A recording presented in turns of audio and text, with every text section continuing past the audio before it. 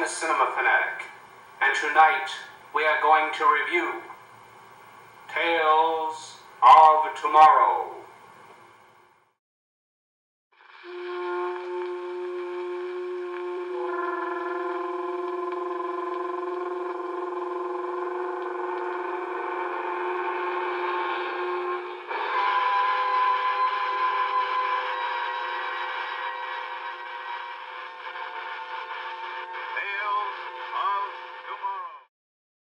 Tales of Tomorrow was a sci-fi anthology series that ran from 1951 to 1953. It was the first sci-fi anthology series produced for television, and it opened the door for other shows like The Twilight Zone and The Outer Limits. The show boasts a variety of star power for the time: Boris Karloff, Lon Chaney Jr., Paul Newman, James Dean, Leslie Nielsen, and a variety of other famous actors. Now, considering this was made during the early years of television, the budget appears to be very cheap, so most episodes utilize only a few sets, much like a sitcom. And many of the more fantastic aspects of sci-fi, i.e. the aliens and the special effects, aren't shown. They are left up to our imagination. I'm a scary alien! But the budget was so low they couldn't afford to show me, so you're gonna have to take my word for it. Oh, what the hell? All I wanted to do was talk to you. This is 1950s America. We speak with our guns and our fists. And now, a word from our sponsor. For instance, in the episode Seeing Eye Surgeon, Bruce Cabot plays a surgeon who is tasked with performing a very difficult operation after the original surgeon is unable to. Cabot receives a special pair of glasses that enable him to perform the surgery correctly. Afterwards, it is discovered that the lenses of the glasses have vanished. However, when the show does use special effects, they can be quite good.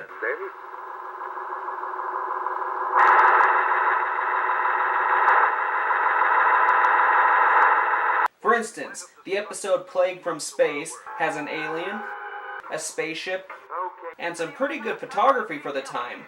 The shots here are very cinematic, and remember, this is a time when TV cameras looked like this. Speaking of cinematic, another episode tried to pull off an overhead shot. The shot was achieved by pointing the camera up at a mirror that had been attached to the ceiling. Talk about making something out of nothing. Also, considering this show was shot live, accidents and errors that occurred on camera could not be fixed and were left in the final broadcast version, such as this camera. And off-screen sounds like people coughing and dropping things. All over now.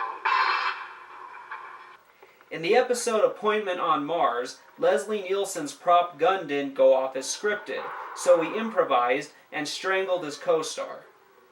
Not for reals, of course. But errors like these do not take away from such a creepy series. They were able to pull off some very eerie episodes for what appeared to be very little money.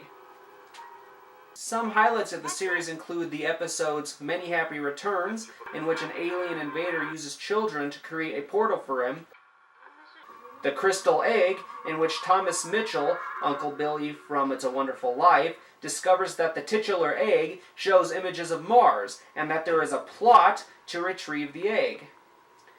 The episode called The Window was a very interesting episode for its time. The plot concerns the TV station that broadcasts Tales of Tomorrow. They set it up as if we were supposed to be watching an episode called The Lost Planet. But the episode keeps getting interrupted by an image of 3 people out a window. 2 of those people are planning to murder the third, and the studio crew, seeing this, are frantic to stop the crime. What makes this episode more interesting is that it is structured to look like it's real, and that the interruptions are not staged. Roger, Brooklyn, we're back in the air again. You're on again. All right, let's have it quiet, please. Ladies and gentlemen, due to the lack of time, the program we had intended presenting this evening will have to be postponed until a later date. You didn't see stuff like that back in the 50s. Famous But probably the most notorious episode of the series is their adaptation of Frankenstein, starring Lon Chaney Jr. The reason this episode is so notorious is not because of its content or its story, but because of Lon Chaney Jr. himself. He was completely wasted during the production.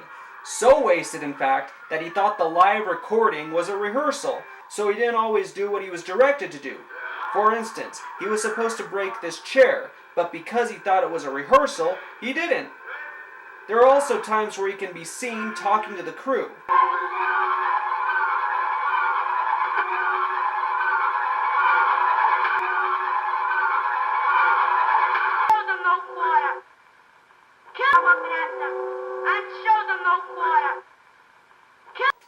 So this show is very good. If you want to watch it, go check it out. The DVDs that I have are out of print. They were given to me for a gift, but I bet you can find them on the internet somewhere, if you look very hard. I am the cinema fanatic, and that alien ain't dead yet. Come here!